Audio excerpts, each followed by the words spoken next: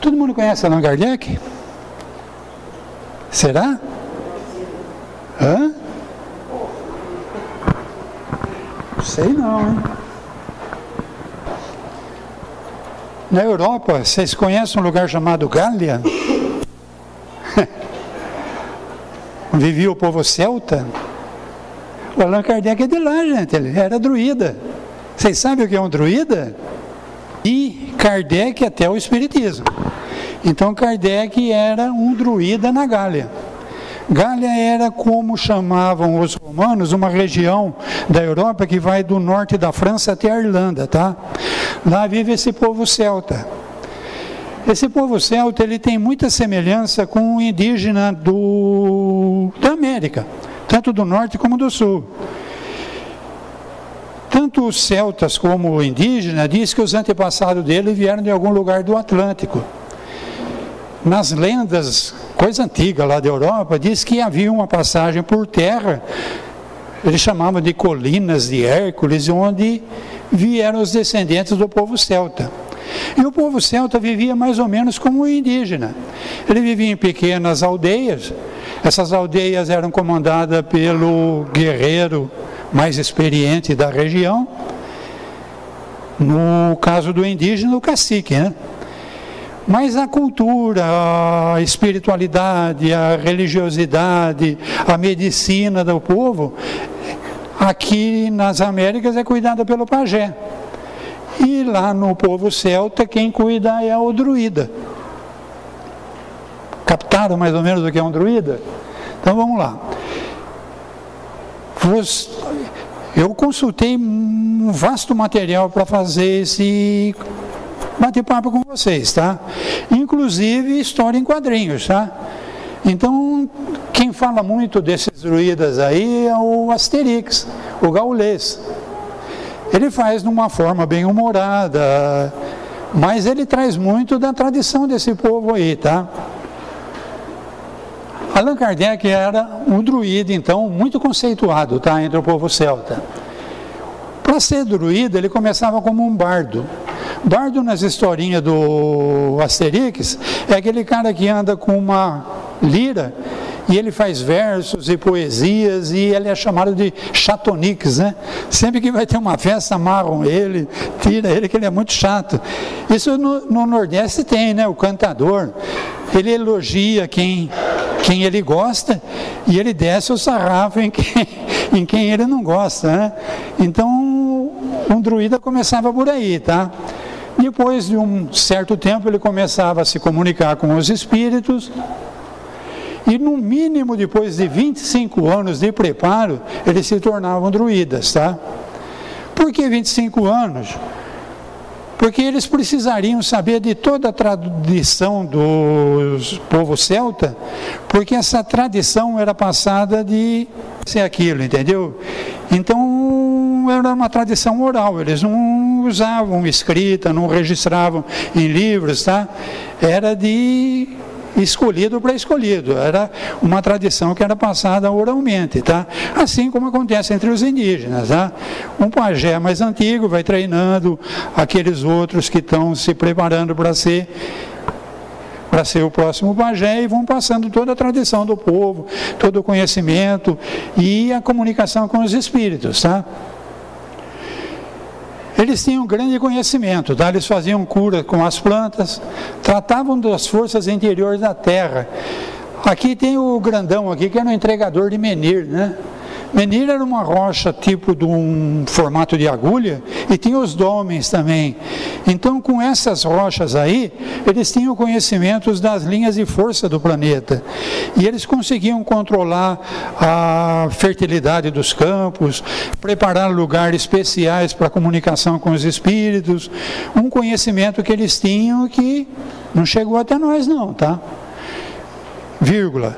Chegou sim, mas nas fraternidades.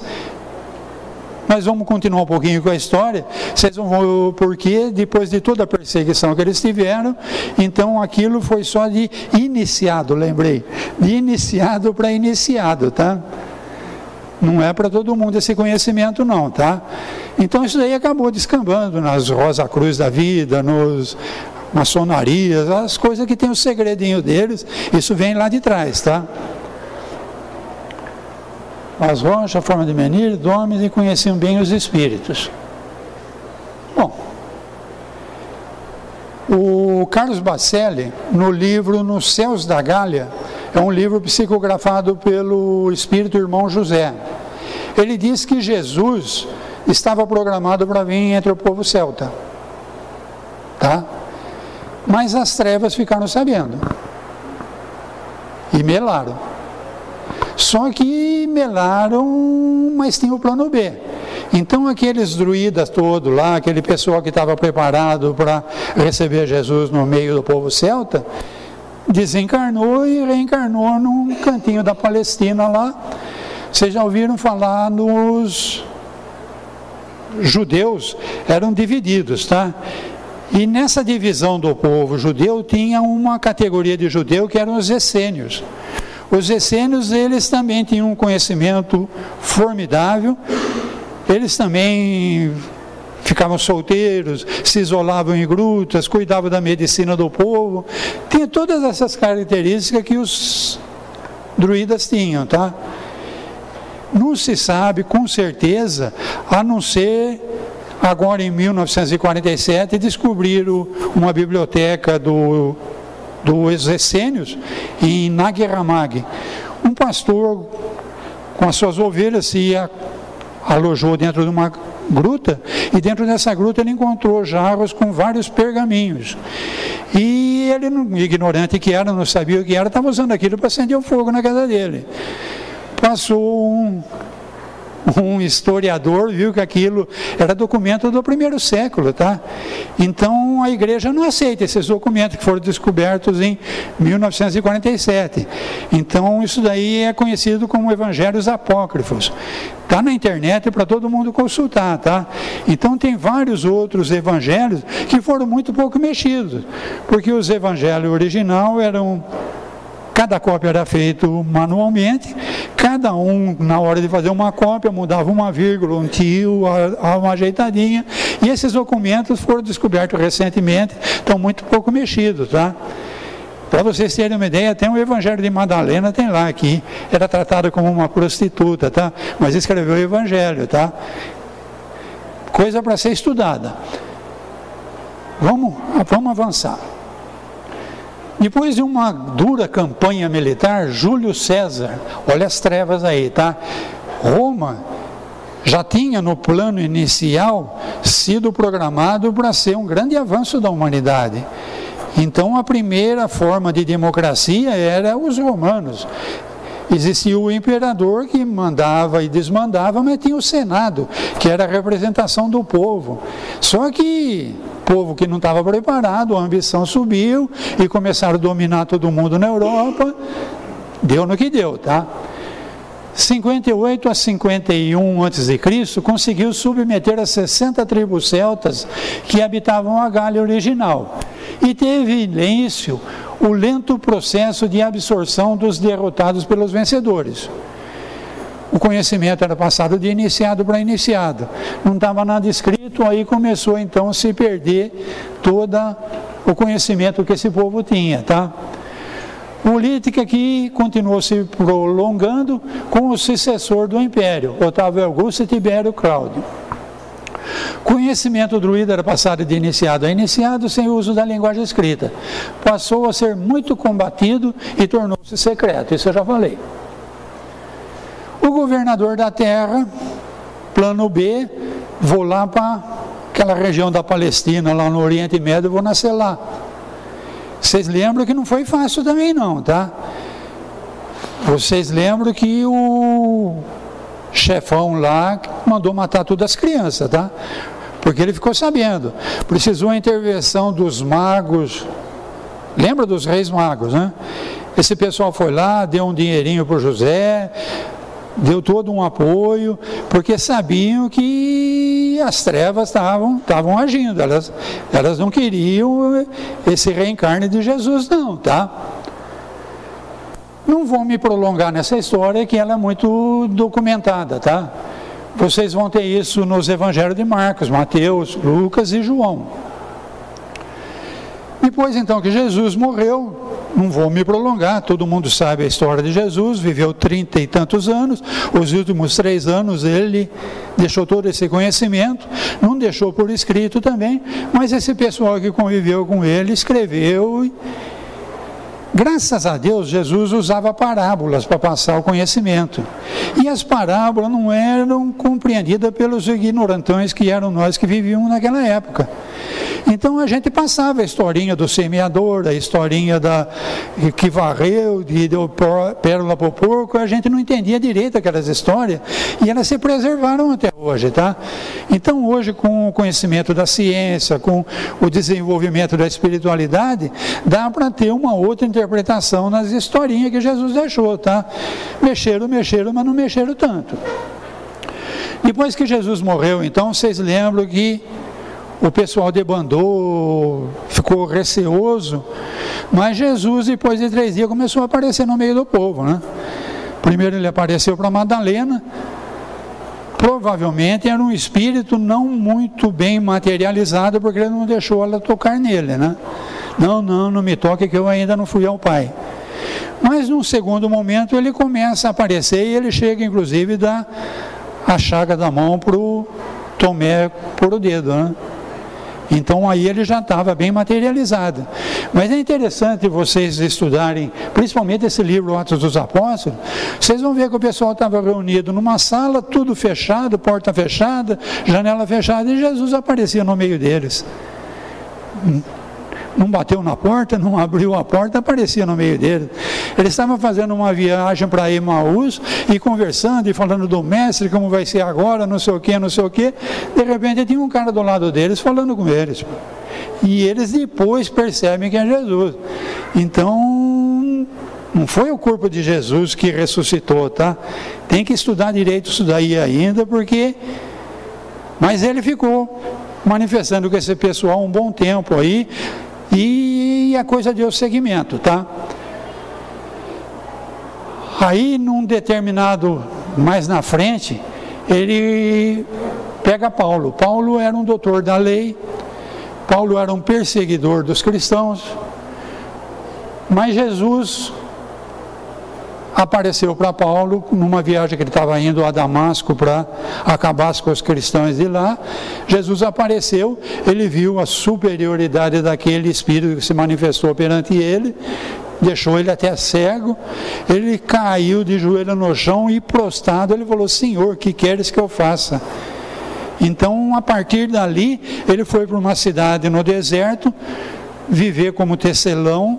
Ele tecia tapetes e estudar os manuscritos da época e estudar o cristianismo, porque ele era judeu, ele não conhecia o cristianismo. Então não é porque ele viu Jesus, ele saiu pregando o milagre do Espírito Santo, não, tá? Ele viu a espiritualidade daquela aparição, a superioridade daquele espírito, e ele se prostrou e falou: Senhores, que querem que eu faça? É o que a gente deveria fazer, tá? Se prostrar perante o alto e falar: Senhor, o que queres que eu faça? A resposta não vai vir na forma que Jesus veio para Paulo, mas ela vai vir na inspiração, tá? Você de alguma forma vai saber o que a espiritualidade superior quer que você faça, tá? Bom, o espiritismo então, o cristianismo então, primitivo, tá? Foi progredindo, tá? Nessa época eles eram muito combatidos, aprisionados, sacrificados nos circos romanos, mas não paravam de crescer.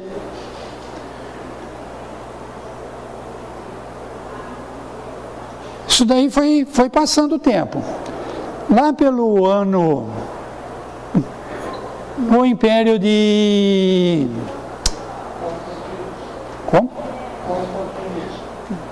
Mas antes, eu queria falar antes do Nero. Nero já tinha... Nero fez uma presepada, tá? Ele tinha uma empreiteira contratada para fazer um império novo. Ele queria fazer uma capital nova para o império.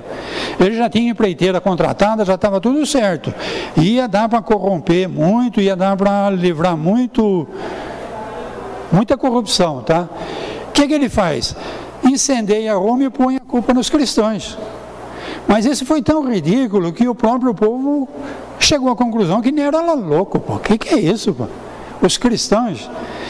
Então veja bem, Roma já tinha sido incendiada, invadida pelos bárbaros, só que declinava. Judeus já tinham declinado bastante, eram comandados pelos romanos. E o cristianismo só crescia. O que eles fizeram então? A coisa do malandro. Você não pode com o inimigo, une-se a ele. Então juntou judaísmo e paganismo e fizeram um neocristianismo. Então coisas que eram condenadas por Jesus, por exemplo, o sacrifício no altar, até hoje existe, tá? Se transforma o pão em carne, o vinho em sangue e oferece para Deus. E lá Deus quer carne e sangue, pô. Coisa que Jesus combateu, pô. Isso era ridículo, pô. Mas existe hoje. Não estou metendo o pau em ninguém que acredita, tá? Eu estou falando de história, tá? Se vocês acreditam, tudo bem. Mas analisem bem. E do paganismo, o que veio? Culto às imagens, judeus jamais cultuariam uma imagem. Culto aos santos, o que são os santos? Então ficou uma coisa meio atrapalhada, tá? Até que teve então esse imperador Constantino aí, ele teve um sonho.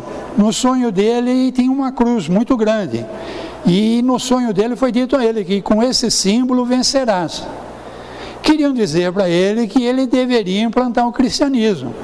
Mas ele não, ele fez elmo, fez estandartes com formato de cruz e começou a ganhar umas batalhas lá, tá? Só que a mãe dele, chamada Mônica, ela conhecia o cristianismo, tá? A mãe dele soube interpretar melhor esses sonhos e a mãe dele, então, foi construindo igrejas, foi abrigando os cristãos e aí começou o neocristianismo, tá? Após vários concílios, foi introduzida na nova doutrina a divindade de Jesus. Por que isso? O imperador era considerado um deus. De repente, estamos num cristianismo agora e imperador nenhum consegue fazer o que Jesus fazia. Como? O imperador não faz o que Jesus fazia? E Jesus era o carpinteiro? Não, Jesus era um Deus. Então, a partir do século IV, Jesus passou a ser Deus, tá? Até lá, Jesus não aceitava nem que chamava ele de bom, tá? Só aceitava que o chamassem de mestre. Mestre ele aceitava, bom, nem isso ele deixava. Ele dizia, eu, o Pai, ele não jamais aceitaria ser tratado como Deus, tá? E a reencarnação. A reencarnação, bom, a partir disso daí foi suprimida, tá? A humanidade então entrou num período de ignorância, incêndio de biblioteca, recolhimento de livros nos mosteiros, longe do alcance das pessoas comuns, controlada pelo temor das autoridades. O catolicismo passou a ser uma religião muito poderosa, a ponto de, até recentemente, os papas coroavam os reis da Europa, tá? Eu falei do reencarnação. Jesus falava claramente com os apóstolos deles em termos de reencarnação, tá? Tem um diálogo dele com Nicodemos que ele fala claramente em nascer de novo. O pessoal que resolveu tirar a reencarnação da Bíblia diz que ia renascer de novo na mesma vida. Mas não é isso, porque o próprio Nicodemos fala para Jesus, como eu posso voltar para o útero? Então era nascer de novo mesmo que Jesus estava falando, tá? Por quê? Porque Jesus, os apóstolos, os judeus acreditam na continuidade da vida, tá? Só que o pessoal, influenciado por uma tal de Teodora. Teodora era uma cortesã muito sedutora e ela seduziu o imperador Domiciano e se tornou imperatriz. O que ela fez? Mandou matar 500 companheiras dela que conheciam o passado dela. Então na época ficou pesado, tá? Todo mundo falava assim, coitada dessa quando voltar, tem 500 crime nas costas dela, de assassinato nas costas dela para pagar nas próximas encarnações. Então esse negócio de reencarnação deixou Teodora apavorada. E todas as outras autoridades romanas que também tinham culpa no cartório, esse negócio de reencarnação não está legal. Então a partir daí foi tirada a reencarnação, ano 500 depois de Cristo, mais ou menos, tá?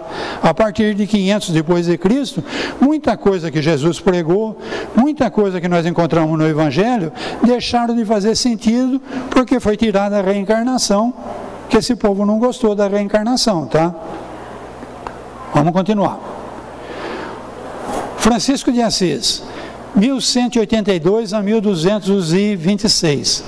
Francisco de Assis, ele foi lá daquela época lá, tá?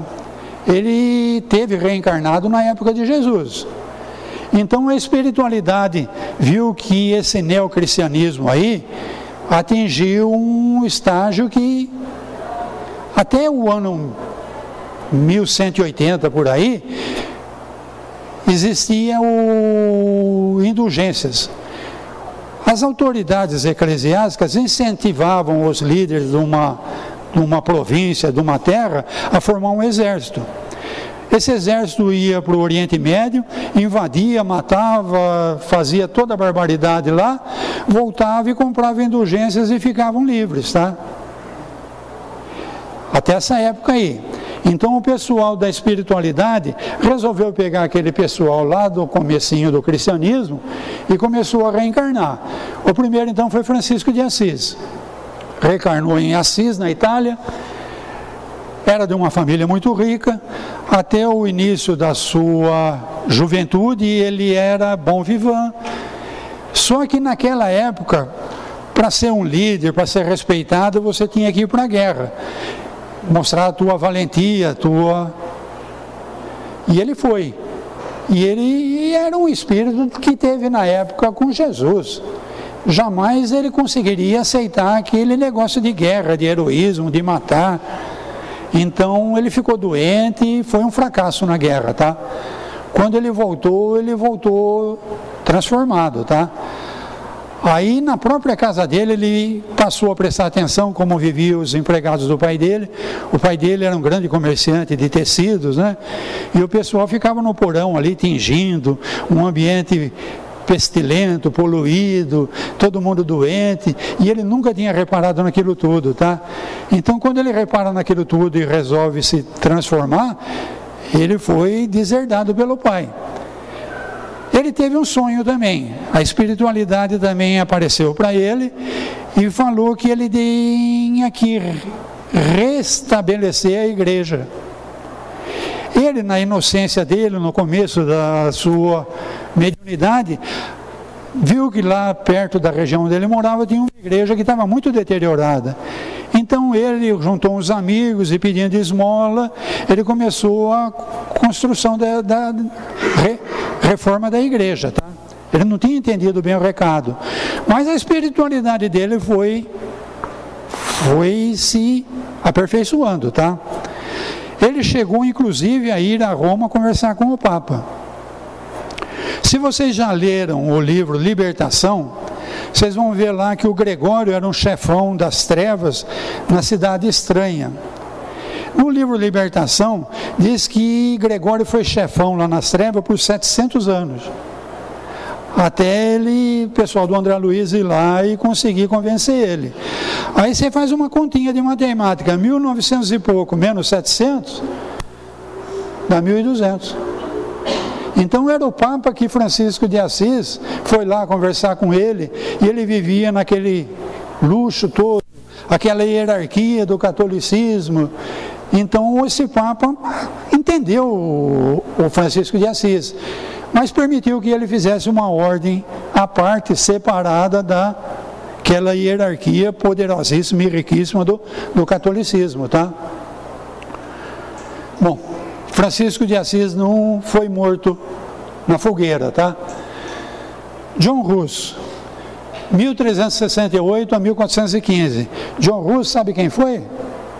Allan Kardec. O druida veio depois na época de Jesus E olha ele de volta aí como reitor na Universidade de Praga. O reitor da Universidade de Praga era cristão, tá? Era católico, tá? A ideia dele, ele tinha sido inspirado por um inglês chamado Wycliffe. Esse Wycliffe sabia que todos os livros, lembra que eu falei? As bibliotecas foram queimadas, tudo foi colocado lá nos conventos, o monge, o corpo humano é inviolável, então a medicina regrediu barbaridade, porque você não podia mais fazer cirurgia numa pessoa. As cirurgias de risco eram feitas pelo barbeiro. A mulher parturiente, um monge não poderia assistir a mulher parturiente, era só os monges que estudavam. Então surgiram as parteiras. Então houve uma regressão no conhecimento da humanidade, tá? E a Bíblia, que seria a palavra de Deus, só existia no latim clássico. O povo nem ler a Bíblia podia, tá? Então, uma das lutas desse John Hus era traduzir a Bíblia para uma língua popular, tá? Era favorável à educação do povo, que o catolicismo não queria, e era contra a venda de indulgências. Queria um cristianismo mais puro, um cristianismo de acordo com o que Jesus deixou, tá? Não no que ele se transformou a partir do ano 300 e tanto para frente. Ele foi excomungado. Enquanto ele estava lá na Checoslováquia, o governo deu proteção para ele. O que os romanos fizeram? Fizeram uma grande festividade em Roma e convidaram John Hus e deram alforria para ele. Pode vir para a festividade que não vai acontecer nada com você. Ele, como queria divulgar as ideias dele, ele foi. Então ele foi preso e foi condenado à fogueira em 1415, tá? Nessa época você punha o pessoal numa fogueira e os católicos falavam assim: se ele for inocente, Deus salva, se não for, vai morrer. Então ele morreu na fogueira, tá? Homem sereno, corajoso, enfrentou o suplício, perdoou os inimigos. Tinha um amigo dele chamado Jerônimo de Praga, conheciam todo o trabalho dele. Num primeiro momento, esse pessoal recuou com medo, né? Um já foi queimado, pô, o que vai acontecer com a gente? Mas depois, então, eles acabaram dando continuidade às ideias dele. Aí surge o Martinho Lutero, também protegido pelas autoridades da Alemanha, fez surgir o protestantismo, uma rachadura no catolicismo que não aceitava essas novas ideias que surgiam.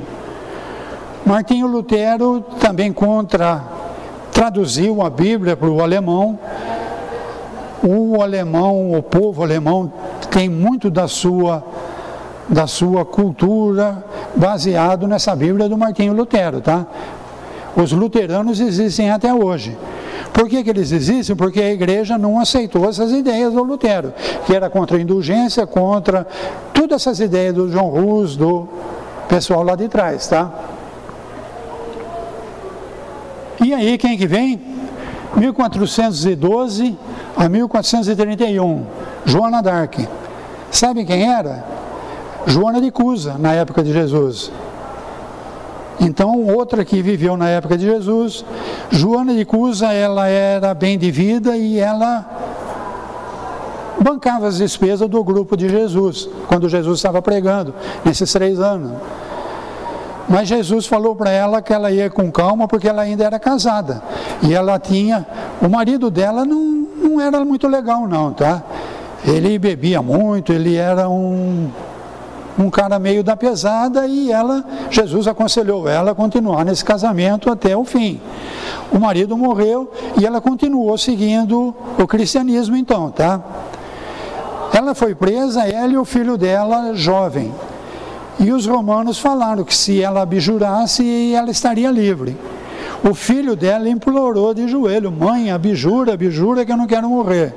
E foi incendiada, tá? Então ela volta então como Joana d'Arc. No mesmo interior da França onde viviam os druidas, aqueles mesmos campos lá onde os druidas colhiam as ervas e faziam as comunicações com os espíritos, Joana d'Arc começou a receber orientação dos espíritos. E seguindo essas vozes, ela acabou convencendo o exército francês a montar uma armada, e ela, liderando essa armada, ela reverteu uma guerra que durava 100 anos. Ela fez coroar o Delfim Carlos VII, provocou essa virada na Guerra dos 100 Anos, só que essa liderança da jovem, ela começou com 17 anos, causou muita inveja. E uma vez ferida numa batalha na entrada de Paris, ela foi entregue aos judeus, aos ingleses. Foi julgada, queimada como bruxa em Rouen em 1431. Interessante ressaltar que em 1455, uma corte eclesiástica reverteu o veredito de culpa. A própria igreja admitiu que errou, tá? E o mais interessante ainda é que em 1920 ela foi canonizada, e ela é a santa padroeira da França, tá? A França, então, estava nos planos da espiritualidade, tá? Desde a época da Joana de Ângeles. Nós vamos dar um pulo agora e vamos para o final do século XVIII. Aconteceu a Revolução Francesa. Isso daí foi uma remexida na humanidade, tá? Nessa época aí estavam reencarnando as melhores cabeças do planeta, tá? O pessoal que ia revolucionar a arte, ciência, indústria, estava tudo renascendo aí, tá?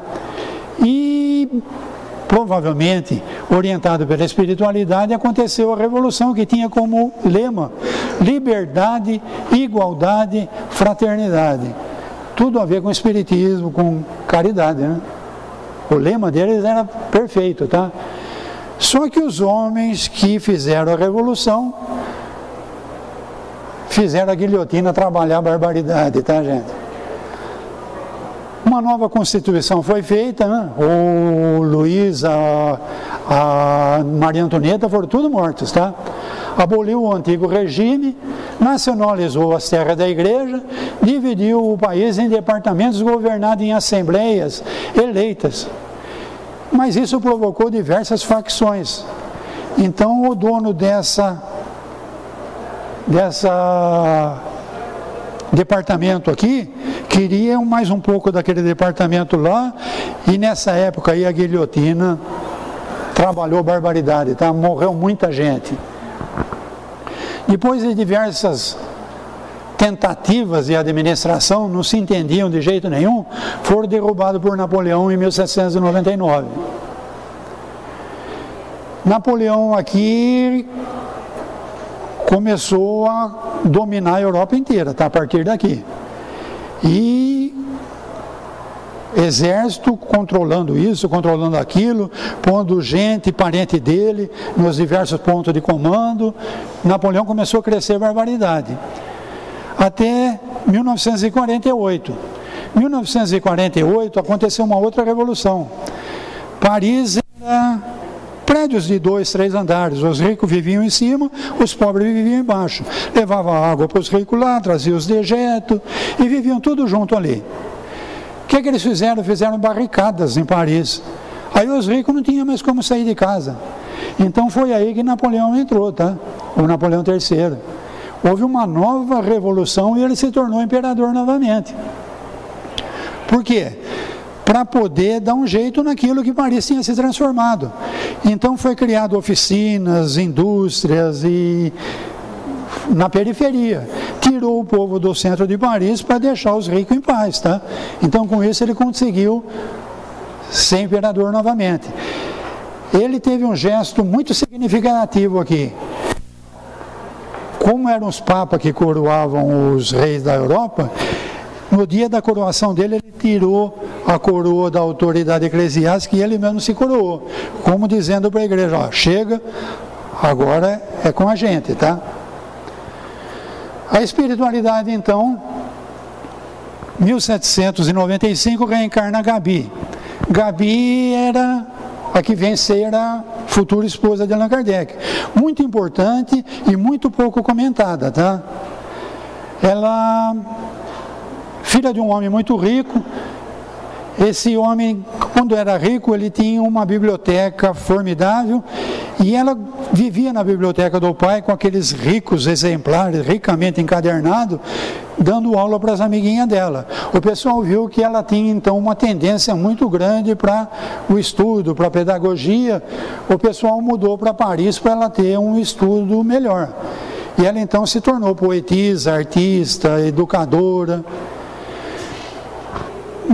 Se diz aí que ele nasceu em Lyon, mas não é bem assim.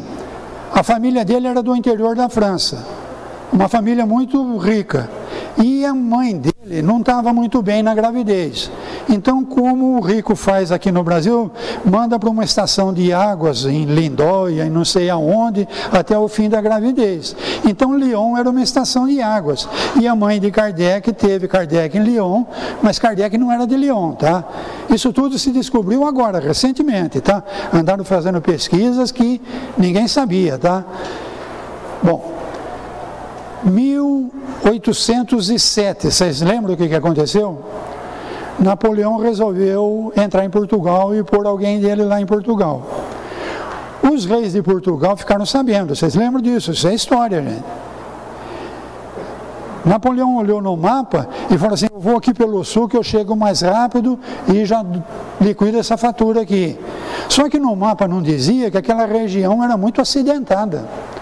Então as tropas de Napoleão tiveram grande perda por ter escolhido pelo sul. E o pai do nosso Hipólito Leão de Nizar Rivaio estava nessa expedição e foi dado como morto em 1807. Ele tinha 3 aninhos só, tá? A família de Posses era o xodó da família, esse menino, tá? Então vendeu uma propriedade e comprou a estadia dele no castelo de Yverdon, onde ele foi estudar com Pestalozzi, tá? Bom, já estamos entrando no espiritismo aqui. Com o Pestalozzi, então, ele se formou, ele passou a ser um pedagogo. Esse Pestalozzi, em termos de pedagogia, é importante até hoje, tá? E se casou com a Gabi, e ele se tornou pesquisador do animismo. O animismo é uma ciência desenvolvida por Franz Anton Mesmer, uma ciência que foi deixada de lado, tá? Até ridicularizada pela ciência oficial, assim como aconteceu com a homeopatia. Então, tanto o animismo como a homeopatia foram ridicularizadas, porque a indústria farmacêutica vive de ganhar muito dinheiro com medicamento, isso daí não dá dinheiro. A homeopatia se reergueu, adquiriu credibilidade, mas o animismo ainda precisa ser melhor estudado, tá? O animismo é usado no reiki, é usado nas câmaras de passe. Isso daí não dá lucro para ninguém, tá? Curar a pessoa com imposição de mão, adeus indústria farmacêutica, tá? Esse Hipólito, então, tinha uma vasta experiência no animismo. E ele foi convidado pelo pessoal que pesquisava isso na época, que era uma ciência florescente na época, para ir na reunião onde as mesinhas balançavam lá e respondiam. E ele não acreditou. Falou: a não ser que você me prove que mesa tem cérebro, eu jamais vou acreditar nisso. Mas como era gente de conceituada que estava convidando, ele acabou indo. Aí as mesinhas tremeram, balançaram, fizeram reverência para o Gabi e para o Kardec, tá? E disseram para ele que ele tinha sido escolhido para codificar uma nova doutrina, tá? Passando então a acompanhar essas reuniões, ele encontrou o editor de livro francês, Didier. Didier conhecia os textos do Hipólito Leão de Nizar, o pedagogo. Ele admirava muito, que ele já tinha editado vários livros do Hipólito, né? Que ele conseguia dizer muita coisa com poucas palavras. Então esse Didier tinha 50 cadernos com muitas perguntas e as respostas que os espíritos tinham dado nas reuniões todas, tá?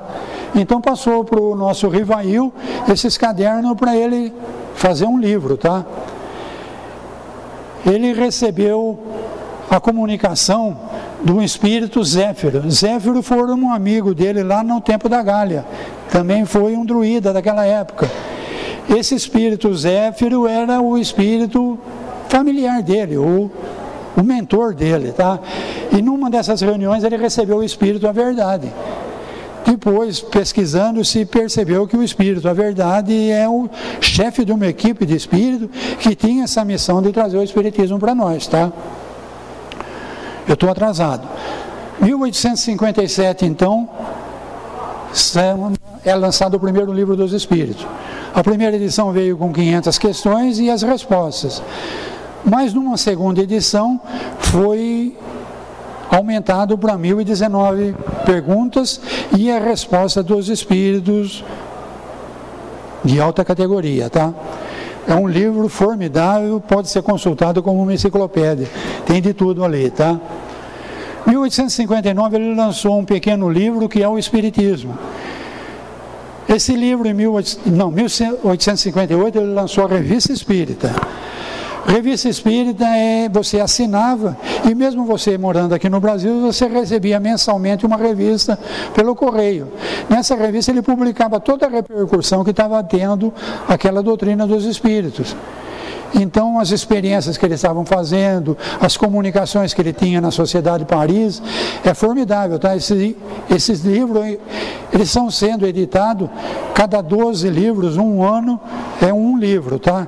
Então, nós temos de 58 a 69, são 12 volumes, à venda nas livrarias, com todas as revistas espíritas que o Rivail lançou lá, o Allan Kardec já. 1859, e o que é o Espiritismo? Eu recomendo para quem está em dúvida. Esse negócio de Espiritismo é interessante, não é? Do que se trata, mas e se? Leiam esse livro, tá? Também é perguntas e respostas, onde ele responde as principais perguntas que aconteceram na época. Livro dos Médiuns. Ele então fez aqui um manual para o cientista que está... O Espiritismo tem a parte filosófica no Livro dos Espíritos e a parte científica no Livro dos Médiuns. Então agora o cientista que está pesquisando os espíritos vai fazer suas pesquisas, vai saber identificar quem são esses espíritos, como lidar com eles. E para saber como lidar com eles, ele fala muito em evolução. Antes da evolução, vamos falar da viagem espírita. Em 1862 ele fez uma viagem pela França, visitando os vários grupos que estavam se formando de espíritas, né? E ele relata isso tudo, os discursos que ele fez, o que ele viu nesse livro de 1862. Muito pouco conhecido também. Em 1864, então, ele lança a parte moral do Espiritismo. Esse livro tem trechos da Bíblia, ipsis literis, tá? O que está na Bíblia, ele pegou um trecho que ele achou mais representativo e os espíritos vão dar explicações e comunicações em cima daqueles trechos que foram apresentados. Outra coisa que se perguntou muito na época, onde fica o céu, onde fica o inferno? Então ele lançou um livro todo falando sobre isso. Esse livro também é feito em duas partes. Na primeira parte ele explica que o céu é aqui dentro, o inferno é aqui dentro, não está lá, nem ali, nem aqui. É tudo dentro, está? Estado de espírito. E na segunda parte tem comunicações de vários espíritos em vários graus de evolução, contando como foi a passagem deles, muito interessante também. Outra coisa que estava muito em voga na época, o naturalista Charles Darwin tinha lançado Evolução. O livro da evolução do Charles Darwin falava que a gente dependia do macaco. Isso foi uma revolução na época, tá? Então, muito se questionou. E ele lançou, então, a Gênese. Nesse livro, a Gênese, ele vem explicando desde a formação do planeta, o reino mineral, o vegetal, o animal. Ele trata da parte espiritual e ele termina falando na transição que nós estamos vivendo hoje, tá? Bom, ele morreu em 1869. Ele não tinha filhos. A esposa dele, mulher, ela tinha 9 anos a mais que ele. já com uma certa idade, ela tinha um amigo chamado Lei-Marie. Lei-Marie fazia parte do centro espírita que eles tinham ali na casa deles, e ele tomava conta da livraria. E numa gaveta emperrada ele encontrou vários documentos, manuscritos por Hippolyte, pelo Allan Kardec. Aí eles pegaram esses documentos e editaram o livro Obras Póstumas. Então não se sabe o que é esses documentos. Se eram coisas que Kardec estava reservando para futuramente fazer um livro, como eles acharam que era, ou se era coisa que Kardec tinha relegado, isso não serve, pois lá. Então é um livro que a gente tem que ir com cuidado, tá? Não foi Allan Kardec quem editou, tá? Eu não simpatizo muito com esse Lei-Marie, não, porque ele era rustanguista. Rustang era um médium que tinha na época de Kardec. E esse Rustang tinha uma teoria que Jesus tinha um corpo espiritual, que Jesus não tinha um corpo de carne, e ele perde um tempão falando nisso. E é interessante que na FEB do Rio de Janeiro tem um grupo de espírita que segue Rustang. Esse cara também era teosofista. Teosofia é uma filosofia de iniciado para iniciado também, da Madame Blavatsky. Então esse cara aqui pegou o livro A Gênese e mudou. Então até 1869, enquanto Kardec estava vivo, o livro A Gênese tinha tido 4 edições. Se vocês olharem no livro que vocês têm em casa, vocês vão ver que eles são baseados na tradução da 5ª edição.